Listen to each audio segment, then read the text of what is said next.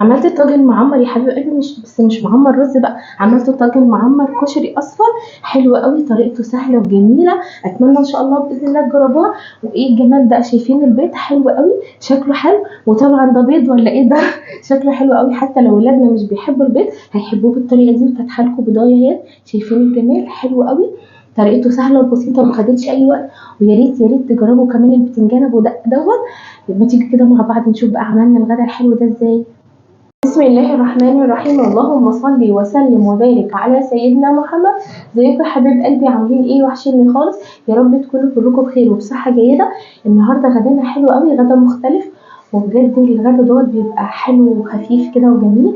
وتاني حاجه الغدا ده انا بعشق الاكله دي، وان شاء الله باذن الله لما تعملوها وتجربوها بالطريقه دي هتحبها قوي. هنعمل العدس الاصفر او الكشري الاسكندراني، بس هنعمله معمر بقى في الطاجن، بيبقى مختلف خالص في الطعم. وكمان البيض بتاعنا ده مش هنسلقه ولا هنقليه، هنعمله بطريقه حلوه قوي. خليكم معايا كده وهنشوف هنعمله ازاي. كمان هقلي لهم بطاطس وهعمل بتنجان بدقه وهعمل لهم سلطه، ودي اكله حلوه قوي. وطبعا يعني الواحد يصحى من النوم كده وزهقان ومش عارف يعمل ايه، فيعمل الاكله دي اقتصاديه وبسيطه وخفيفه وربنا يقويني يا حبيب قلبي على الاسعار والدنيا دي.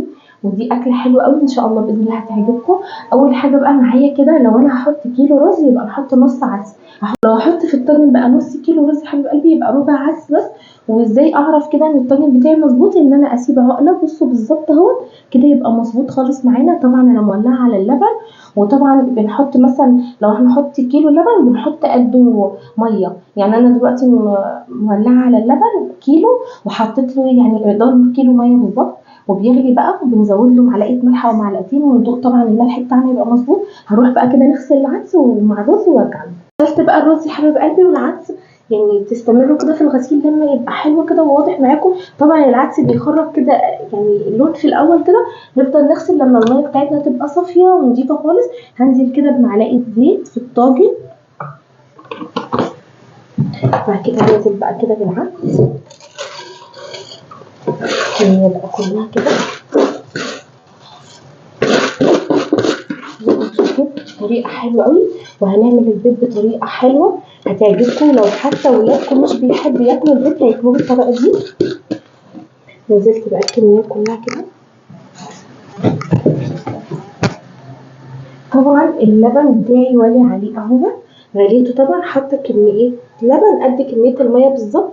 هننزل بقى كده باللبن، واللبن بتاعنا سخن خالص بيغلي. ننزل بقى كده لغايه ما اغطي الطاجن اللي انا اقدر اشيله بالشكل ده. هدخله بقى الفرن يا حبيب قلبي، هنولع عليه من تحت بس لغايه يعني لو الفرن بيولع من فوق ومن تحت، اول ما ياخد لون بعد كده نطفي الشوايه ونسيبه ولع من تحت لما يختم كده. هوريكم خطوه بقى هنعملها مع بعض هتعجبكم قوي. غسلت البتنجان حلو قوي بقى كده يا حبيب قلبي، وهنديله كده يعني نشيل بقى البتنجان كده بالشكل دوت، وهنديله فتحه هنا كده، وهننزل بقى كده في الزيت. يا ريت نعمل الحركه دي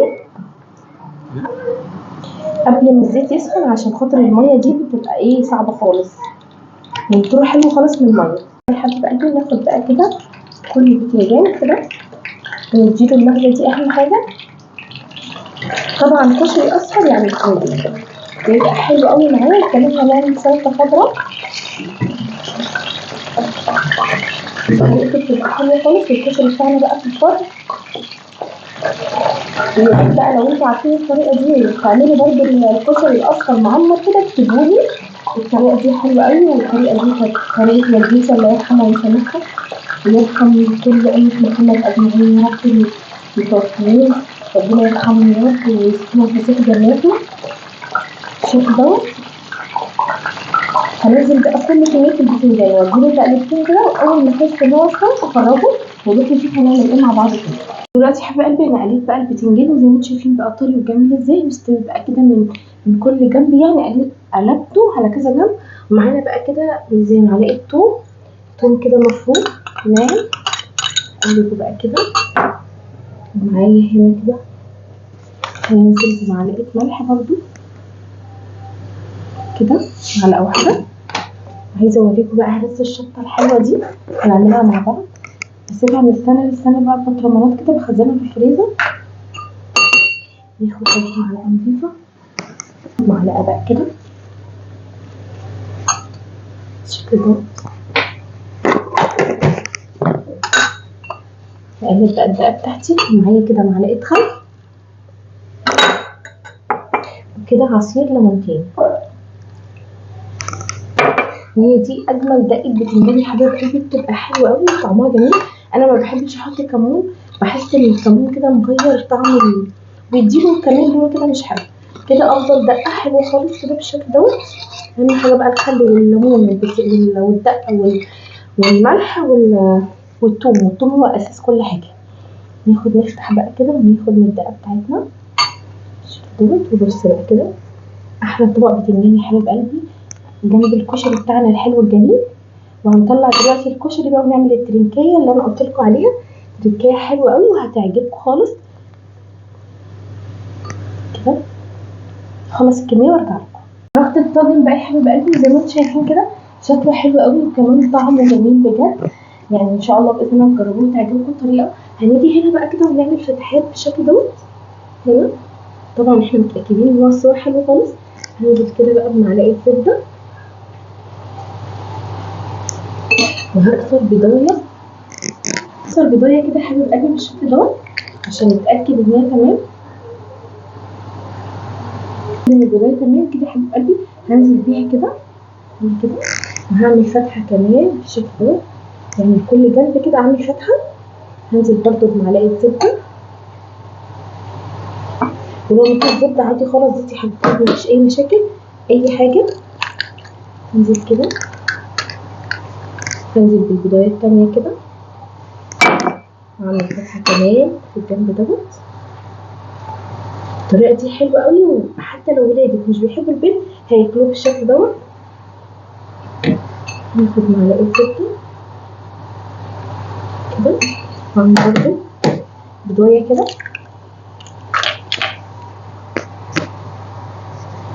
بالشكل دوت. كسرت البيض بقى كله يا حبيب قلبي، كل الكميه اللي كانت معايا. اهم حاجه نعمل بقى اختبار للبيض طبعا عشان مش بيبوظ اكلتنا الحلوه.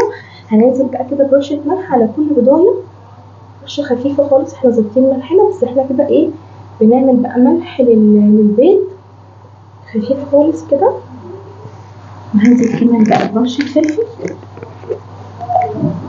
وطبعا حطيت بقى الزبده اللي انا كنت مسيحاها. انا مسيحه زبده بقري عشان تليق مع اكلتنا الحلوه دي. نزود بقى اللون الحلو الاصفر دوت.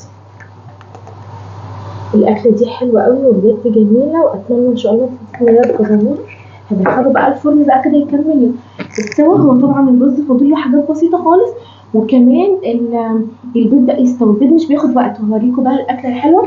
وكمان انا غسلت بقى الخضار، غسلت خضار حلو قوي للسلطه. معايا شبت وبقدونس وكزبره وفلفل اصفر واحمر وجزرايه وخيارتين وشويه طماطم. هعمل بقى طبق سلطه حلو قوي وكمان البطاطس بتاعتي بتتقلي. وهوريكم اكلتنا الحلوه في النهايه. دلوقتي بقى خرجت الطاجن يا حبيب قلبي وزي ما انتم شايفين طبعا البيض استوى بالشكل دوت وريحته حلوه قوي وطعمه جميل. وعملت بقى السلطه اللي انا وريتها لكم، عامله لهم سلطه حلوه قوي ويعني مكتره فيها الخضار طبعا عشان يبقى فيها قيمه غذائيه كده حلوه. والبطاطس بتاعتنا الحلوه جميله. ومعانا بقى البتنجان اللي عملته معاكم. هخرج بيضايه كده عشان اوريكم شكلها.